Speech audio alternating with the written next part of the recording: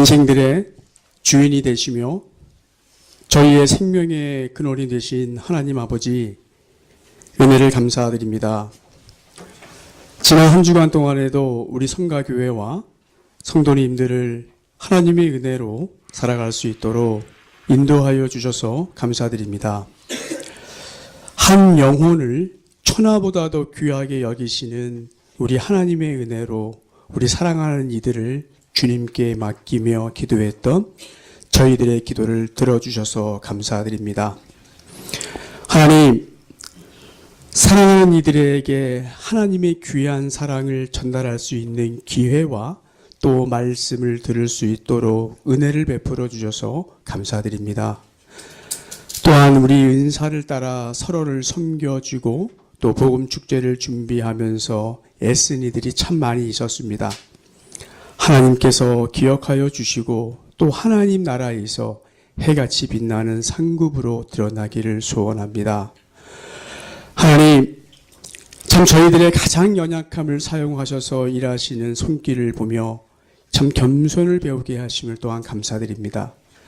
전도의 미련함을 통해 일하시는 하나님, 시간이 흐르고 세월이 흘러도 주님께서 저희에게 사랑하는 이들을 위해서 주신 마음을 품고 또한 저희도 사랑의 빚진 자로 복음을 전할 수 있도록 저희들을 사용하여 주옵소서.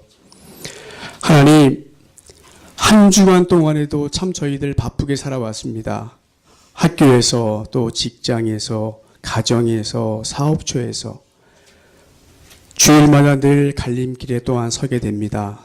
주님께로 가야 될까 망설이기도 합니다. 하나님, 하나님께 피하여 나오는 자들이 복되다고 하셨습니다. 신앙의 갈림길에 있을 때마다 망설이지 말고 주님을 바라보게 하옵소서. 매 주일마다 드리는 이 예배가 언젠가 영원한 갈림길에 있사오니 참 주님께 나와 예배드리는 복된 선택을 하게 하사 예배를 통해 하나님의 귀한 축복을 사모하게 하옵소서. 하나님, 북녘 땅에도 좀 하나님의 귀한 복음을 들을 수 있는 은혜를 허락하여 주옵소서. 아합 시대에 7,000일을 지켜주셨던 하나님, 70여 년의 세월이 흘렀지만 복음통일을 기다리며 하나님 한 분만 의지하여 모진 세월을 기다리고 있는 북녘 땅의 성도님들을 주님 기억하여 주옵소서. 하나님, 참 경제가 많이 어려워졌다고 우려하고 있습니다. 저희들에게도 너무 현실적으로 다가오고 있습니다. 기대가 무너지고 또 삶의 무게를 지탱할 수 없을 정도로 소망이 없어졌습니다. 자녀들을 생각하며 마음이 아픕니다. 이 험난한 세상을 어떻게 살아갈까 두렵기까지 합니다. 또 사방을 둘러봐도 희망이 보이지를 않는 것 같습니다. 우리의 희망이 되시고 생명이 되신 하나님, 이 시간 하나님을 바라봅니다. 하나님은 나의 반석이시요 또한 나의 요새시며 나를 건지시는 분이십니다.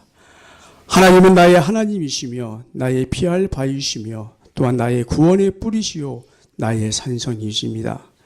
이 하나님이 저희와 함께 하시니 누구를 두려워하겠습니까?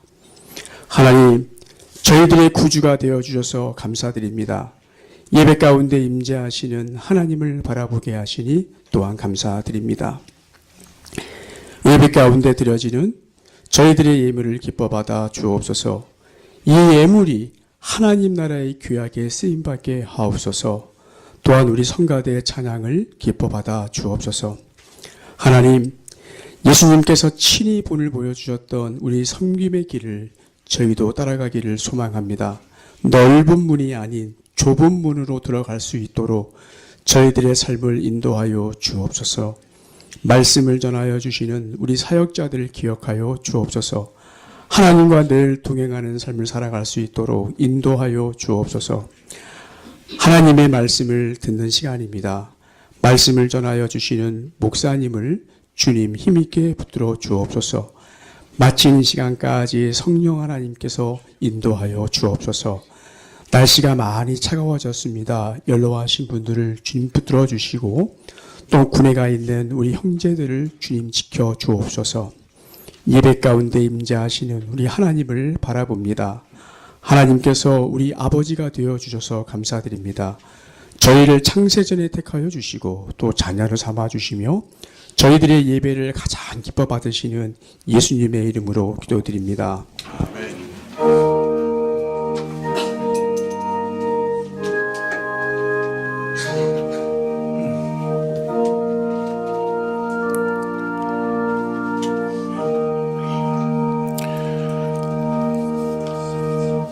말씀은 마태복음 6장 9절입니다.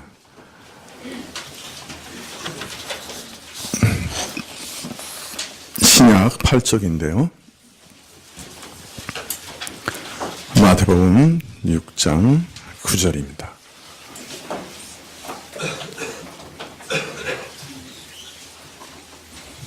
예, 찾으신 줄 알고 제가 봉독해 드리겠습니다. 마태복음 6장 9절입니다.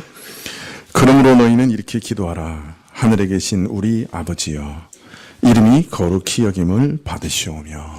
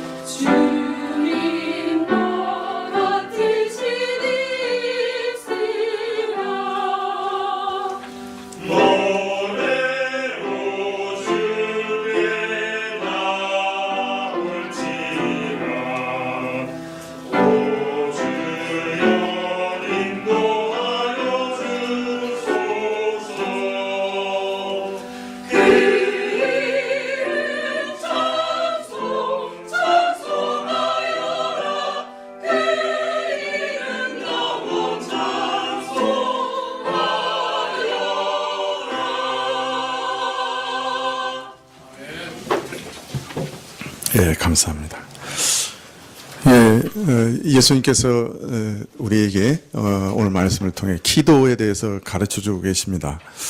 그런데 기도를 시작할 때 하나님께 대해 아버지라고 부르라고 먼저 부르고 아버지를 부르고 기도를 시작하라 가르치고 계십니다. 근데 오늘 말씀에 나오는 이 아버지라고 하는 호칭은 아주 매우 친근한 표현이죠. 여기 아버지라는 말의 원래 의미는 아마 그 뉘앙스가 우리말로는 아빠라는 말에 더 가까운 것 같습니다. 그래서 어린아이가 아버지에게 더없이 친근하고 편안하게 다가갈 때 쓰는 그런 호칭이죠. 아이가 아빠라고 부르는 존재는 어떤 면에서 세상에서 가장 가까운 존재지요. 그런데 예수님께서는 하나님을 우리 아빠, 아버지로 가르쳐주고 계시는 것입니다. 하나님을 아버지라고 부르는 전통은 구약에서 이미 시작되었습니다. 신명기 32장 6절에 보면 이런 말씀이 있습니다. 어리석은 백성아, 이 미련한 민족아, 너희는 어찌하여 주께 이처럼 갚느냐? 그는 너희를 지으신 아버지가 아니시냐? 너희를 만드시고 일으키신 분이 아니시냐? 이렇게 하나님을 이스라엘의 아버지라 이렇게 말씀하고 계십니다. 자, 그런데 구약에서 하나님을 아버지로 소개하실 때는 신명기 말씀처럼 이스라엘 모든 백성과 하나님과의 관계를 가르치실 때 종종 이 표현을 사용하셨어요. 너희를 지은 아버지가 아니시냐. 즉 이스라엘 백성 전체가 하나님의 아들이고 하나님께서 이들 백성의 아버지시다. 이들을 만드신 분이시다. 조성하신 분이시다. 이런 뜻에서 하나님을 이스라엘의 아버지라 이렇게 소개하고 있는 것이죠. 자, 그런데 신약에서는 이 아버지라는 이름 위에 참 놀랍고 새롭고 영광스러운 빛이 비추어집니다. 신약에서 이 호칭은 예수님께서 가장 먼저 사용하시는데요. 예수님은 하나님께 기도할 때 아버지라고 즐겨 부르셨습니다. 그리고 이제 제자들에게 아버지라는 이름을 가르쳐주고 계시는 것이죠. 하나님을 예수님 자신의 아버지라고 부르셨고 또 예수님은 이제 신자 개개인이 하나님을 아버지라고 부르라고 가르치고 계시는 것입니다. 그러므로 오늘 예수님께서 우리에게 기도를 가르쳐 주시면서 첫 부분에 하나님을 아빠라고 부르라고 하신 것은 지금까지는 알려지지 않는 방식이라 할 수 있겠습니다. 그러므로 제자들이 이 가르침을 처음 들었을 때는 좀 낯설고 또 좀 놀랐을지도 모르겠어요. 어떻게 하나님을 아버지라고 내가 부를 수 있을까? 이렇게 놀랐을지도 모릅니다. 예수님께서 하나님을 아버지라고 부르라고 하신 것은 이제 하나님과 성도들 사이에 아주 새로운 관계가 열리게 될 것을 내다보시고 그렇게 가르치신 것이라고 할 수 있습니다. 예수님께서 이루신 일로 인해 주어지는 하나님과 우리 사이의 새로운 관계에 대해서, 놀라운 새로운 관계에 대해서 바울은 이렇게 말씀하십니다. 갈라디아서 4장 4절 이하에 보면 때가 참에 하나님이 그 아들을 보내사 여자에게 나게 하시고 율법 아래 나게 하신 것은 율법 아래 있는 자들을 속량하시고 우리로 아들의 명분을 얻게 하려 하심이라. 아들의 명분을 얻게 하려 하심이라. 너희가 아들인 고로 하나님이 그 아들의 영을 우리 마음 가운데 보내사 아바 아버지라 부르게 하셨느니라. 아버지는 자신의 아들을 사람으로 보내셨습니다. 죄 가운데 있는 우리 죄인들을 구원하기 위해서 그렇게 하신 것이죠. 아들은 십자가에서 우리 죄인들이 받아야 할 지옥의 모든 심판과 저주와 형벌을 받으셨습니다. 우리가 율법을 어겨서 하나님 앞에서 받아야 할 모든 저주와 형벌과 심판을 예수님이 십자가에서 다 받으신 겁니다. 그래서 율법 아래 있는 자들을 속량하셨다. 마치 노예를 그 돈 주고 사서 해방시키는 것 같이 예수님은 자신의 핏값으로 우리를 사셔서 그 죄의 노예에서 해방시키셨다. 자, 그러면 거기서 그치지 않고 우리 죄인들이 지켜야 할 율법을 온전히 이루신 그 의를 우리에게 거저주셨다. 그리고 우리를 입양하여 하나님의 아들로 삼게 하셨다. 아들의 명분을 얻게 하셨다. 이렇게 말씀합니다. 그래서 그리스도를 믿는 모든 신자들은 이제 하나님의 자녀가 되는 권세를 받았습니다. 그리고 하나님을 아버지라고 부를 수 있게 된 것입니다. 여기 갈라디아서 4장 6절에 아바 아버지라고 부르게 되었다 얘기 말씀하시는데요. 아바라고 할 때 이 아바는 아람어로 아버지입니다. 아마 예수님은 그 평소에 이 유대 땅에서 아람어를 사용하셨던 것 같아요. 그래서 예수님께서 십자가에서 부르짖으시는 그 말을 그대로 마태가 이렇게 적으면서 엘리 엘리 라마 사박다니 이렇게 외치셨다고 그래요. 하나님 하나님 왜 나를 버리시나이까. 이거 아람어입니다. 그 히브리어로 했으면 엘리 엘리 라마 아차부타니 이렇게 얘기했어야 되는데 아람어로 말씀하셨어요. 그래서 아마 평소에 아람어로 쓰신 것 같아요. 그래서 아바라고 하는 것이 이게 아람어거든요. 아람어로 아빠, 아버지 이런 뜻이에요. 그렇기 때문에 예수님은 아마 기도할 때 아바 이렇게 부르셨던 것 같아요. 그래서 성령이 우리에게 임하셔서 우리도 하나님을 예수님이 부르셨던 것처럼 아바, 아버지 이렇게 부를 수 있게 하신다는 겁니다. 참 그러므로 신자들은 예수 그리스도를 통해 법적으로 입양되고 이 법적으로 입양돼서 아들이 됐을 뿐 아니라 인격적으로도 하나님을 이제 아버지로 모시고 아버지의 사랑을 받을 수 있는 특권을 얻게 된 거예요. 예수님을 믿으면 영접하는 자 곧 그 이름을 믿는 자들은 아들이 되는 하나님의 아들이 되는 권세를 주셨다 그래. 하나님의 사랑을 받을 수 있는 권세를 받은 거예요. 하나님의 아들로 대접받을 수 있는 모든 권세를 우리가 받은 거예요. 이게 얼마나 놀랍습니까? 이 일의 그 깊은 은혜를, 그 상상도 할 수 없는 특권을 예수님께서 요한복음 17장 23절에 이렇게 기도하고 있습니다. 곧 내가 저희 안에 아버지께서 내 안에 계셔 저희로 온전함을 이루어 하나가 되게 하려 함은 아버지께서 나를 보내신 것과 또 나를 사랑하심 같이 저희도 사랑하신 것을 세상으로 알게 하려 하심이로소이다. 하나님께서 우리를 하나 되게 하시고 우리 안에 성령을 보내시고 성령을 통해서 그리스도와 내가 온전히 하나 되게 하신 그 일은 그것은 무엇을 목적으로 하느냐? 하나님이 나를 사랑하신 것 같이 저희도 사랑하신 것을 알게 하려 하심이라. 그렇게 말씀합니다. 이 얼마나 놀라운 말씀입니까? 하나님께서 그리스도의 사람들을 사랑하시되 신자들을 사랑하시되 그리스도를 믿는 사람들을 사랑하시되 누구와 같이 사랑하신다고요? 누구와 같이 똑같이? 그리스도를 사랑하는 분량과 똑같이 그리스도를 사랑하는 정도와 똑같이 그리스도를 사랑하시는 방식과 똑같이 사랑하신다. 이렇게 말씀하십니다. 왜 믿어지세요? 하나님이 여러분을 누구와 같이 똑같이 사랑하신다고요? 예수 그리스도와 똑같이 사랑하십니다. 믿어지세요? 저는 잘 안 믿어지는데 너무 놀라운 말씀이라.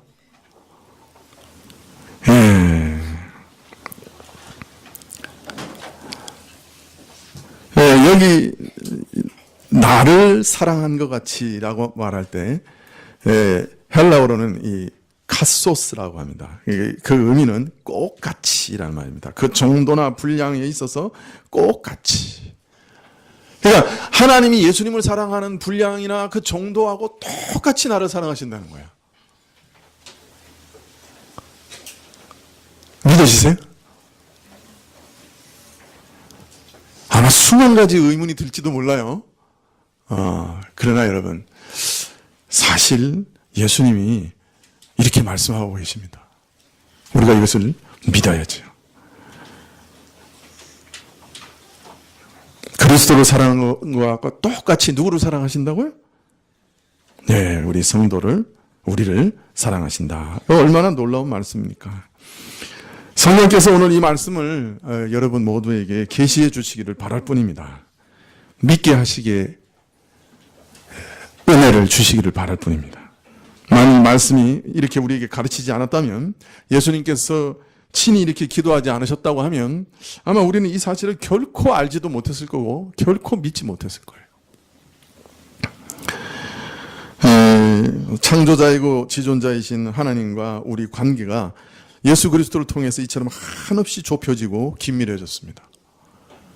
우리는 하나님께 버림받은 자들이었고 고아처럼 방황하던 자들이었습니다. 예수님이 우리를 부르셔서 하나님의 자녀가 되게 하셨습니다. 아들 되게 하셨습니다. 딸 되게 하셨습니다. 그리스도를 통해 우리와 하나님의 거리감이 완전히 없어졌습니다.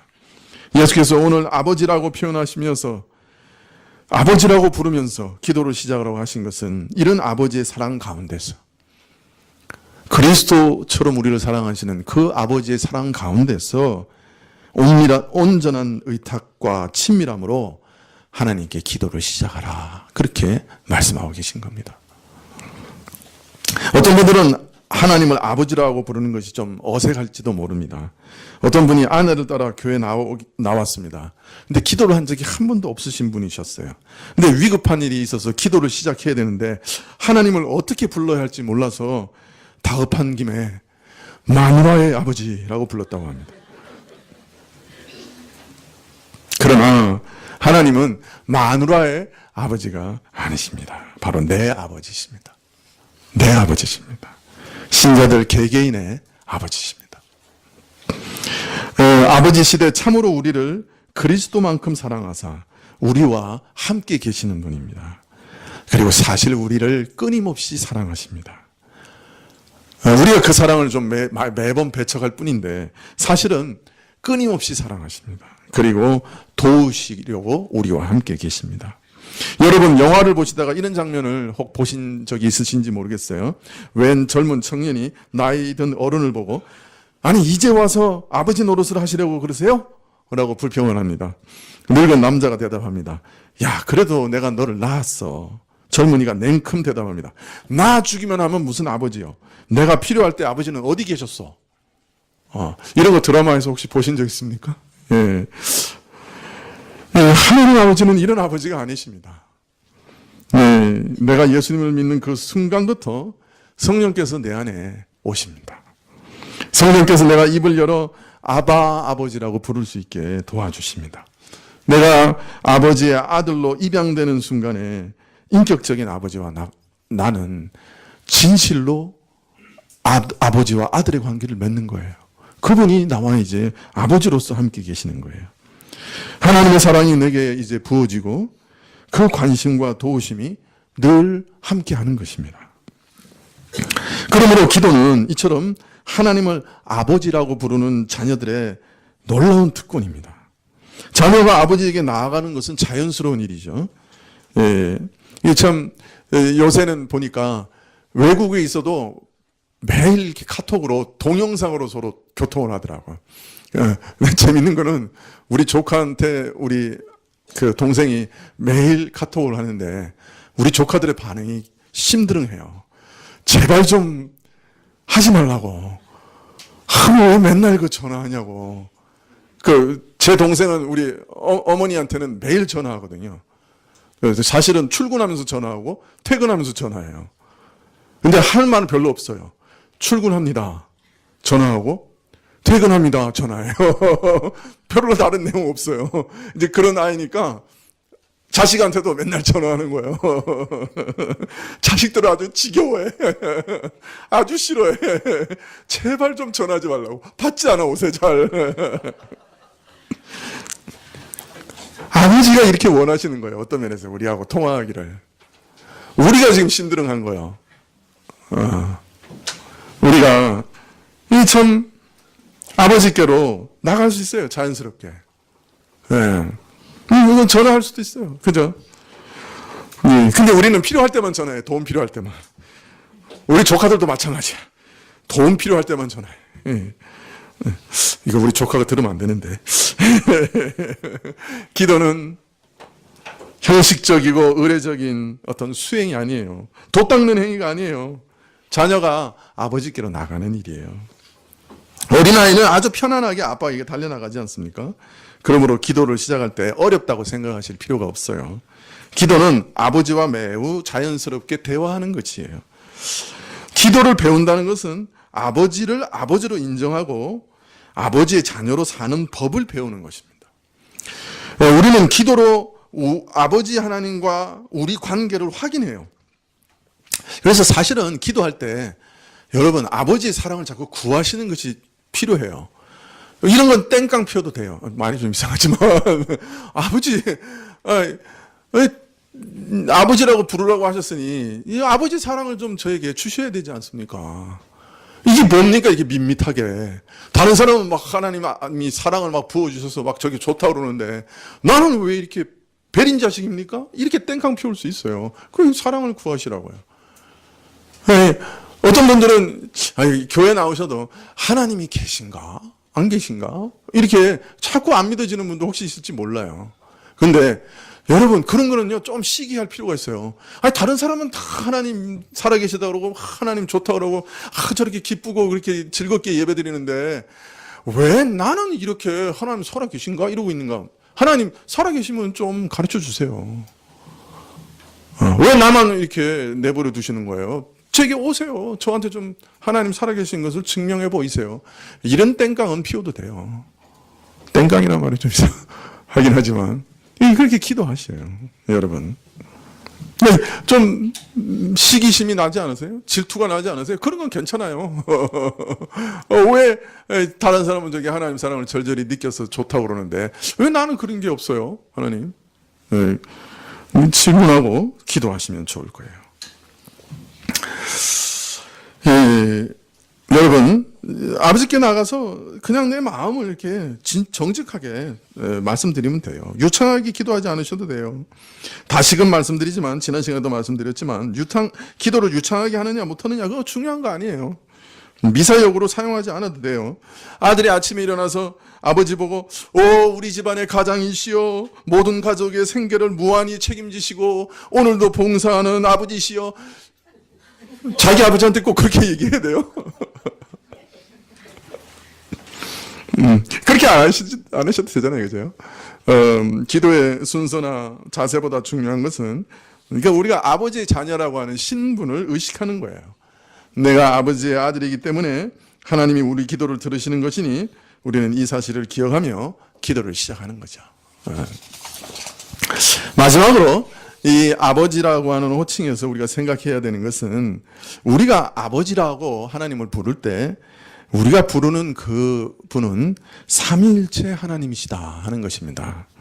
우리는 통상 하나님 아버지 이렇게 부를 때 삼위 중에 성부 하나님, 성부 하나님을 부르는 것으로 통상 이해합니다. 이런 이해가 틀린 것은 아니에요. 그러나 아버지라고 부를 때 성부, 성자, 성령, 삼위일체 하나님을 부르는 것입니다. 삼위일체 하나님의 비밀을 몇 년 전에 설교한 적이 있는데 이제 다시 시간을 내서 한번 살펴봐야 되겠다 이렇게 생각하고 있습니다. 그러나 기도를 지금 강의하면서 당장 그 비밀을 다루기에는 시간이 너무 촉박해서 적합하지 않다고 생각이 듭니다. 그러나 우리가 기억해야 되는 것은 삼위일체, 성부, 성자, 성령 하나님은 한 분, 두 분, 세 분 셀 때는 몇 분이라고요? 네, 하나란 말이에요. 한 분이라고. 한 분이란 말이 좀 어폐가 있긴 한데 그래도 하나라고. 하나. 예.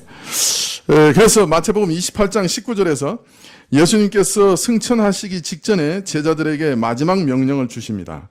그런데 그때 이렇게 얘기하세요. 너희는 가서 모든 족속으로 제자를 삼아 아버지와 아들과 성령의 이름으로 세례를 주고라고 하셨습니다.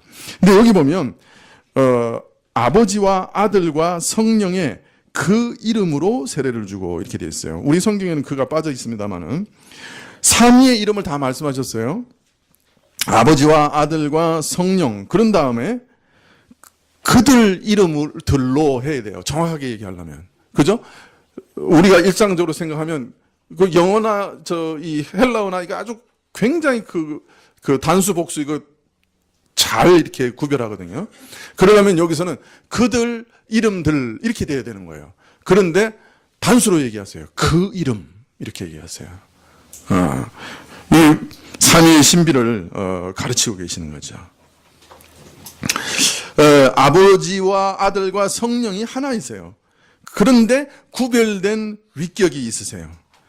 이 비밀을 예수님께서 승천하시기 전에 명백히 이게 어떤 면에서 물론 암시적으로 이렇게 얘기하고 계세요. 아버지와 아들과 성령이 구별되는 세 인격이시나 하나님의 본질을 공유하고 있으며 실질적으로 하나의 실체입니다.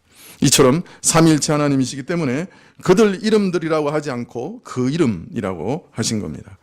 그래서 청교도 중에 한 사람은 이렇게 자신의 기도를 시작합니다. 한 분으로 계신 삼위이시며 삼위로 계신 한 분이신 나의 구원의 하나님, 하늘에 계신 아버지, 복되신 아들, 영원하신 성령이시여, 죄인들을 인도하셔서 주님을 알게 하시고 주님의 나라에 이르게 하셨으니 내가 주님을 한 존재, 한 본질, 각기 구별된 삼위로 계시는 한 하나님으로 경배합니다. 여러분, 동물은 한 실체에 몇 개의 인격이 있죠? 예? 인격이 있어요, 없어요? 없어요. 동물은 한 실체에 인격이 없어요. 사람은 동물보다 고등하기 때문에 한 실체 안에 인격이 몇 개? 예? 하나. 이중인격 큰일 나죠. 하나. 하나님은 신이시기 때문에 한 실체 안에 인격이 몇? 셋. 그거 이상한 거예요? 하나님께서 신인데 우리하고 똑같아야 돼요?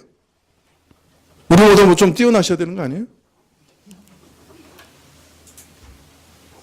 우리가 잘 이해하지 못해서 그렇지. 하나님께서 우리와 다르신 것 당연한 거 아니에요?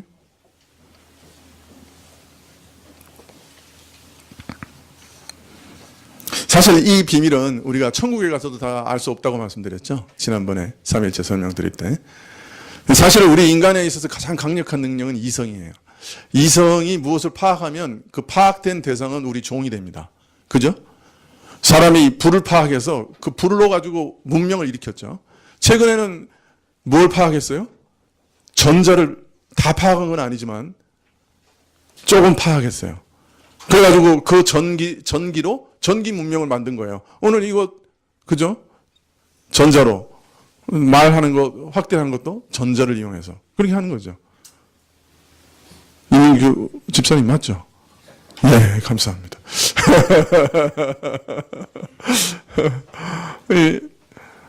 사람에게 파악된 모든 존재는 사람의 종이 돼요. 그래서 하나님이 만약에 사람에게 온전히 다 파악되면 하나님이 우리 종이 되실 수밖에 없는 거죠. 그래서 하나님의 삼위일체 비밀은 제가 생각하기에는 천국에 가서도 다 파악할 수 없는 비밀이에요. 그러니까 우리가 다 우리 이성으로 다 이해할 수 없어요. 그런데 성경에서 계시하시니까 그렇게 믿는 거예요. 만일 사람이 만들었으면 이런 거 안 만들었을 거예요. 아주 단순하게 잘 믿을 수 있는 그냥 알라 만들면 되죠 뭐. 이게 믿을 수도 믿기도 힘들고 이성으로 이해하기는 도무지 불가능한 이런 것을 사람이 만들었겠어요? 예. 그리고 그걸 만든 그 종교 창시자는 좀 이상한 사람이에요. 우리가 믿을 수 없는 것을 믿으니까 그게 믿음이에요. 이해할 수 없지만 믿는 거죠.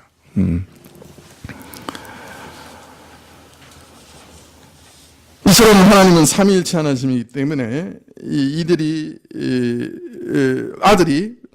아들도 또 아버지라고 불릴 수 있어요.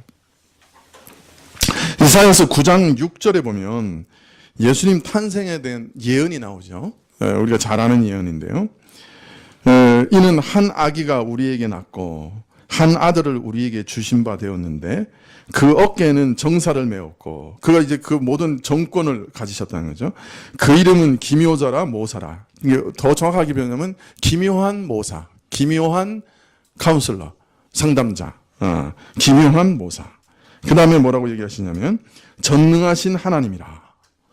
그리고 영존하시는 아버지라. 평강의 왕이라. 한 아기가 오시는데 그 이름, 그 본질이 뭐냐? 모든 정권을 가지신 분이고 참으로 놀라운 상담자시고 전능하신 하나님이시고 영원히 존재하시는 아버지시다. 그래요. 예수님 한 아기로 오시는데 그분을 아버지라고 부르고 있어요. 그래서 우리가 기도할 때 하나님 아버지 이렇게 부를 때 통상 성부 하나님을 지칭하는 것이지만 삼위일체 하나님도 아버지라고 부를 수 있습니다. 그래서 기도를 들으시는 분은 삼위일체 하나님이시죠. 우리는 성부께 기도하기도 하고 성자께 기도하기도 하고 성령께 기도하기도 합니다. 어떤 때 죄의 유혹이 막 올 때는 급해서 성령 하나님 도와주세요 막 이렇게 부르짖기도 해요. 통상 그렇게 기도할 수 있습니다. 그러나 통상 아버지라고 부르며 성부께 기도하지만 우리가 삼위일체 하나님을 또 아버지라고 부르며 기도하는 것입니다. 이렇게 기도를 들으신 분이 삼위일체 하나님이라고 하는 것은 우리 기도 응답에도 매우 중요한 의미를 갖는데요. 성삼위 하나님은 존재하지 않을 때가 없으셨죠. 영원히 존재하시고 앞으로도 영원히 존재하십니다. 이전에도 영원히 존재하셨고 존재하지 않으신 때가 없었어요.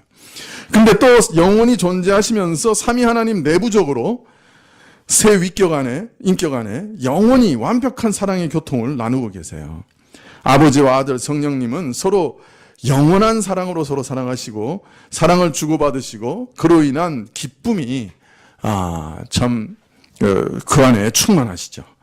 그래서 어떤 신학자는 하나님은 사랑이시다라는 말은 이미 삼위일체 하나님을 전제로 하고 있다고 설파합니다.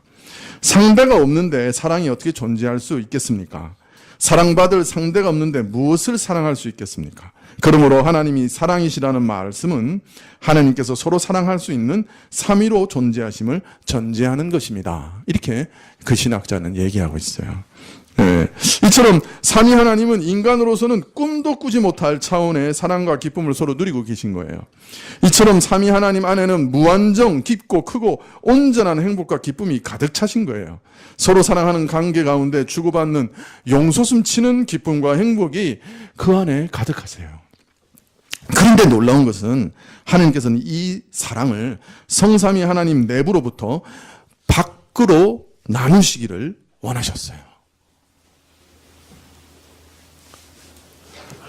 조나단 에드워즈라고 하는 미국의 유명한 신학자는 하나님께서 이처럼 사랑과 행복이 자신 안에 충만하시다고 하면 굳이 다른 존재를, 다른 피조물을 지으신 까닭이 무엇입니까? 라고 질문하면서 하나님께서 인간을 지으신 단 한 가지 이유는 이 우주적인 기쁨과 사랑을 나누시려고 인간을 창조하셨습니다. 라고 결론 짓습니다.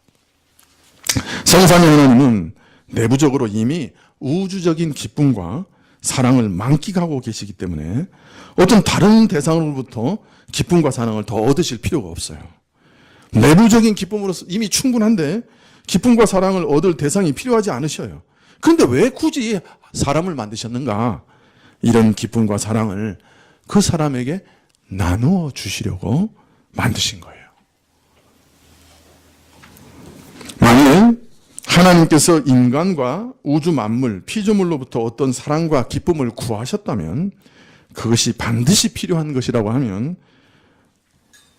만일 하나님의 기쁨과 복됨이 피조물에 달려있다고 하면 하나님께서 누리는 사랑과 기쁨에 큰 문제가 발생할 겁니다. 왜냐하면 우주도 인간도 아예 존재하지 않던 시기가 있었어요. 그렇다면 하나님께서도 지극한 행복을, 기쁨을 누리지 못하는 때가 있었다는 말이 되는 겁니다. 그러므로 모든 인간과 피조물들은 하나님 자신 안에 온전하고 완전한 사랑과 기쁨을, 행복을 나누어 주시기 위해서 만드신 것들 뿐이에요. 저들로부터 온 어떤 사랑과 기쁨이 필요해서 만드신 것은 아닙니다. 조금 어렵죠? 그러면 왜 하나님께서는 우리 인간들에게 자신을 사랑하라고 끊임없이 명령하시는가? 그것은 하나님께서 그 사랑이 필요해서가 아닙니다. 인간이 원래 하나님을 사랑하고 하나님을 사랑하는 존재로 창조되었기 때문에 이 사랑 없이는 인간 자신이 살 수가 없어요. 인간의 참 생명이 이 사랑에 달려있기 때문에 사랑하라고 하시는 거예요. 하나님 자신의 유익이나 필요 때문에 나를 사랑하라고 하시는 게 아니에요. 사실 인간 자신의 필요 때문에 나를 사랑하라고 하시는 거예요. 인간이 누군가를 사랑할 줄 아는 것조차도 하나님의 거룩한 형상을 따라 지음을 받았기 때문이에요. 그래서 우리는 하나님의 사랑을 받을 수도 있고 또 이 사랑을 가지고 하나님을 사랑하고 이웃을 사랑할 수 있는 존재가 된 것이에요. 그리고 이렇게 사랑받고 사랑을 주며 사는 것이 영생이에요. 이걸 영생이라고 그러는 거예요. 그래서 하나님은 끊임없이 나를 사랑하라 이렇게 말씀하고 계시는 거예요.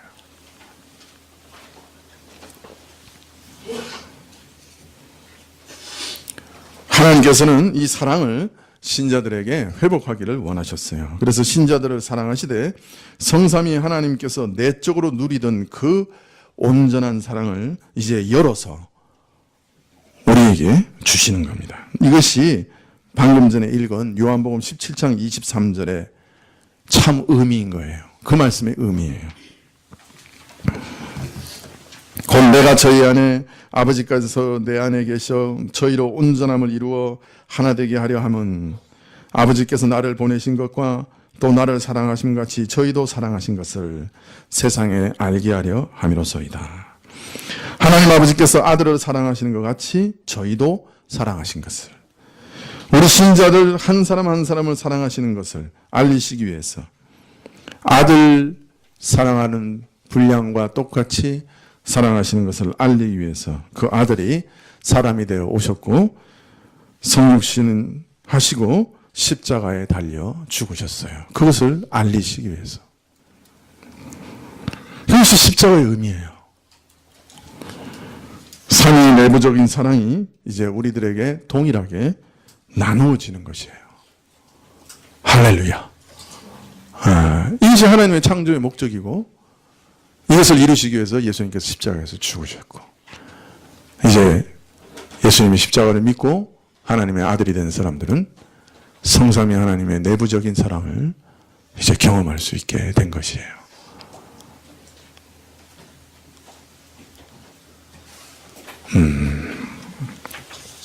별로 놀라질 않으시네요. 네, 제가 이것을 깨달았을 때는 참 놀라웠어요. 삼위 하나님의 그 우리라고 말씀하실 수 있는 그 테두리 안에 내가 들어간 거잖아요. 얼마나 놀라. 그 사랑 안에 우리가 들어간 것이죠. 네.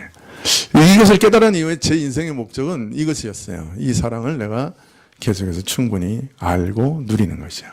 사실 이 사랑을 깨달은 다음부터는 세상 것이 별로 중요하게 여기지 않더라고요.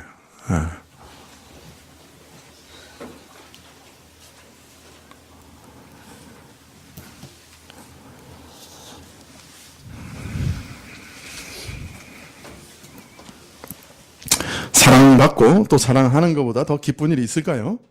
우리를 참으로 영원하고 지극한 사랑으로 사랑하시는 하나님을 알고 그 하나님과 교통한다고 하는 것은 참 영광스러운 사랑과 기쁨이 차고 넘치는 상태가 된다는 것입니다. 지난주에도 말씀드렸지만 우리 참 목말라요. 사실은 사랑에 목마른 것이에요. 기도는 스스로 만끽하고 계신 그 사랑과 기쁨을 참으로 나누고 싶어 하시는 하나님의 기쁨과 사랑에 동참하는 길입니다. 그리고 모든 기도의 응답은 이 하나님의 내적 사랑으로 인해 보장되고 있는 것이에요. 하나님의 이 사랑으로 인해 우리에게 응답하시는 거죠. 지난 시간에 우리는 하나님이 아버지의 사랑으로 우리를 사랑하시고 우리에게 호의를 가지고 계신 것을 믿을 때 친밀하게 하나님께 나갈 수 있다고 말씀드렸습니다. 그런데 우리를 향한 아버지의 사랑은 바로 하나님 아버지께서 그 독생하신 아들 예수 그리스도를 사랑하신 사랑과 똑같은 사랑입니다. 우리는 이것을 잊지 말아야 됩니다.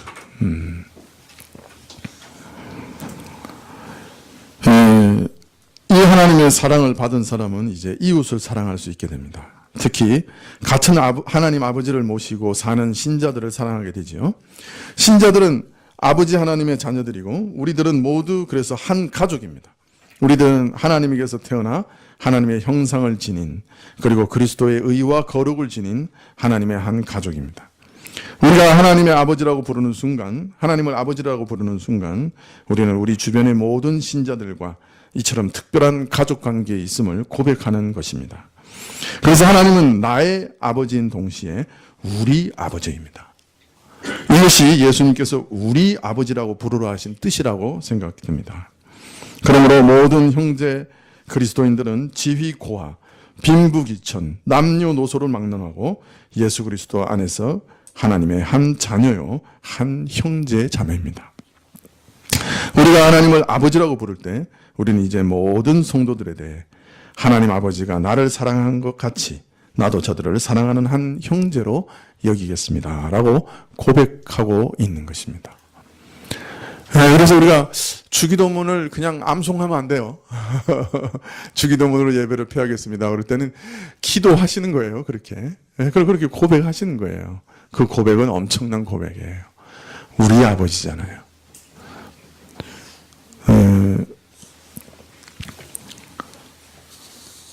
우리가 서로 하나님의 사랑으로 사랑하며 살아간다고 할 때 그 말의 뜻은 참 깊습니다.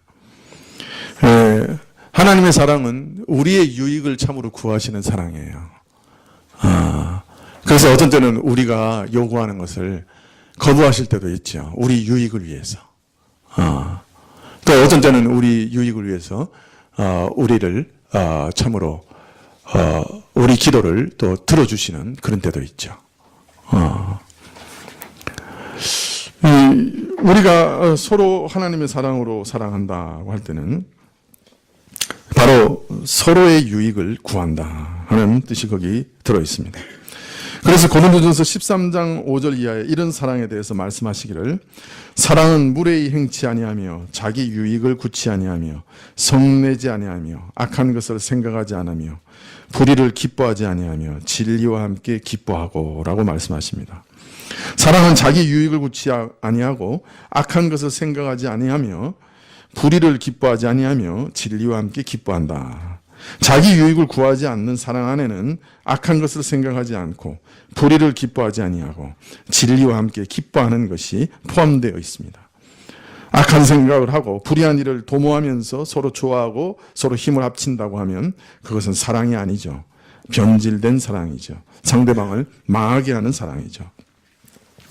하나님의 사랑으로 서로 사랑한다고 하는 것은 상대방을 하나님의 가족으로 인정한다고 하는 것은 서로 유익되게 하는 것, 서로 세워가는 것, 선한 목적과 목표를 이루기 위해 함께 나아가는 것, 진리에 이루고자 하나 되어 함께 사랑하며 전진해 나가는 것, 그런 뜻이 들어있는 것입니다.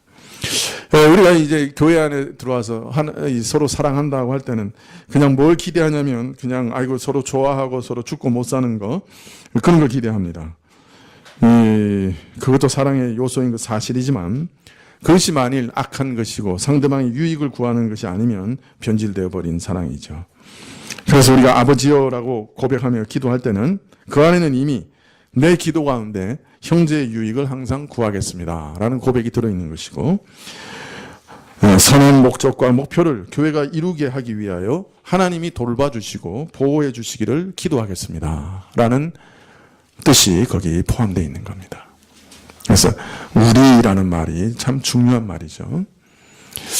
오늘 설교를 준비하면서 저 스스로 자책할 수밖에 없었어요. 하나님의 사랑을 이렇게까지밖에 설교를 못하나, 원고를 작성해놓고 심히 불만스러웠습니다.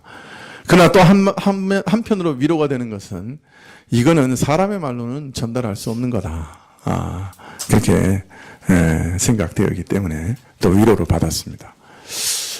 예수님께서 우리에게 이렇게 얘기하십니다. 하나님이 나를 사랑한 것처럼 똑같이 너희를 사랑하신다. 삼위 하나님 안에 있었던 그 영원한 사랑을 이제 내가 너에게 나눠주기를 원한다. 아니 이미 그 사랑 때문에 참으로 내가 십자가를 지고 너희를 위해 죽었다. 여러분, 이 사랑을 우리 마음에 부어달라고 기도하십시오. 이것은 누구나 받을 수 있는 사랑입니다. 이건 성도라고 하면 누구나 받을 수 있는 권리가 있습니다. 영접하는 자, 그 이름을 믿는 자들에게는 하나님의 아들이 되는 권세를 주셨다. 이 사랑을 받을 권리가 우리에게 있습니다. 부탁합니다. 기도하십시오. 그 사랑을 내게 달라고. 내가 경험하고 내가 그 사랑으로 주여 너무나 만족스러워서 더 이상 주시면 안 되겠습니다. 아니면 내가 기쁨으로 죽을 것 같습니다. 내게 참 사랑을 오늘은 그만 주십시오 할 때까지 부어주시도록 그런 하나님의 사랑을 경험할 수 있게 해달라고 기도하십시오. 이것은 주실 때까지 기도해야 할 제목입니다. 기도하시겠습니다.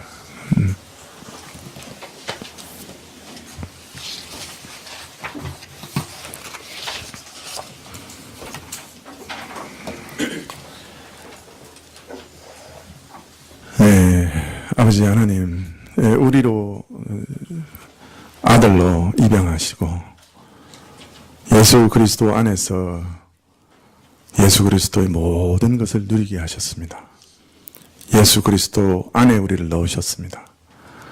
그래서 예수님이 나 대신 형벌 받으신 것이 내 것이 되게 하시고 예수님이 의를 행하신 것이 내 것이 되게 하셨습니다. 예수님의 아들의 지위를 내게 주셨습니다. 그것도 내 것이 되었습니다. 그렇다면 예수님처럼 하나님과 교통하고 예수님이 하나님 아버지로부터 받았던 그 사랑도 우리가 받을 수 있는 것이 당연합니다. 그런 권세와 특권을 주신 줄 믿습니다. 주님, 이 땅에서 줄이며 가지 않게 하시고 이 사랑으로 우리가 크게 만족하며 기쁨으로 하나님을 섬길 수 있도록 우리에게 그 사랑을 부어주십시오. 성령께서 임하시옵소서. 충만하게 하시옵소서. 그래서 이 사랑이 우리 마음을 움직이게 하옵소서. 예수님의 이름으로 기도합나이다. 아멘. 네.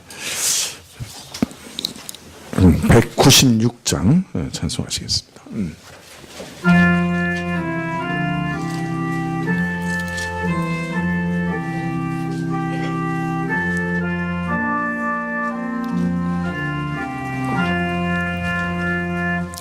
날 구원하신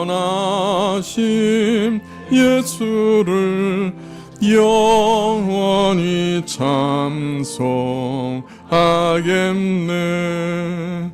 저 죄인 와서 주께 와 죄 사유하심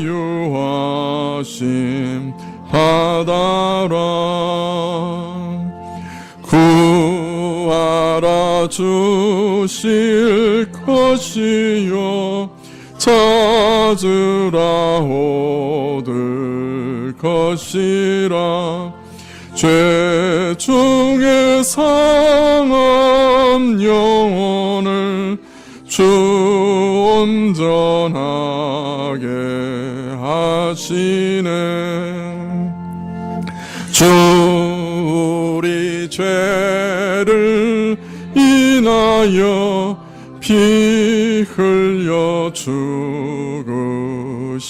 죽으셨으니 주밖에 없는 사랑을 만 백성 알게 전하세. 주 예수 사랑 못 잊어 나 항상 눈물 흘리네.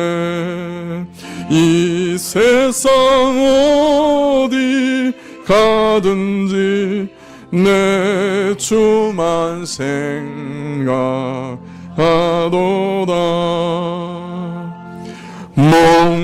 목마른 자 이 세매와 영생의 물을 마셔라.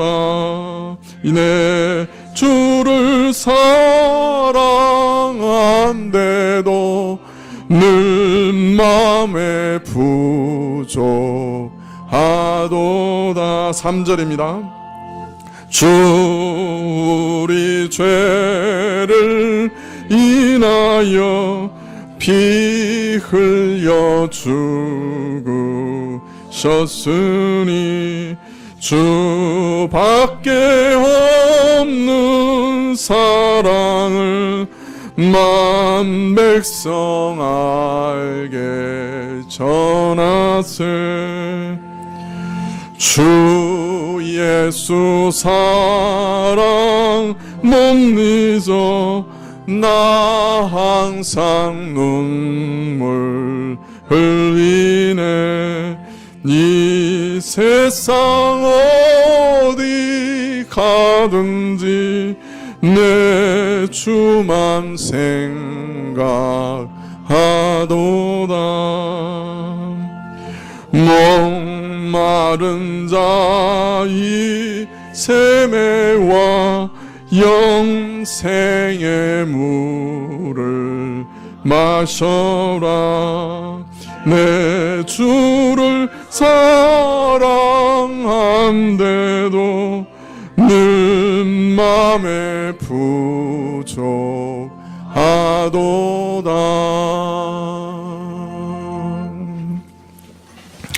예, 다음 시간, 그리고 아마 다음 시간 될지 모르겠는데, 그러면 왜 우리가 이런 사랑을 깊이 체험하지 못하는가? 그것 이유 중에 몇 가지를 좀 말씀을 드리겠습니다. 기도하시겠습니다.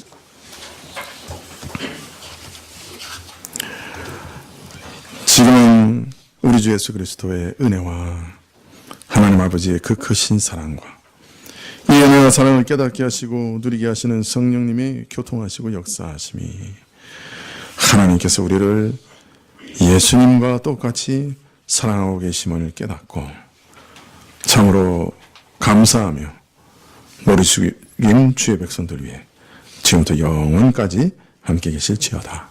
아멘.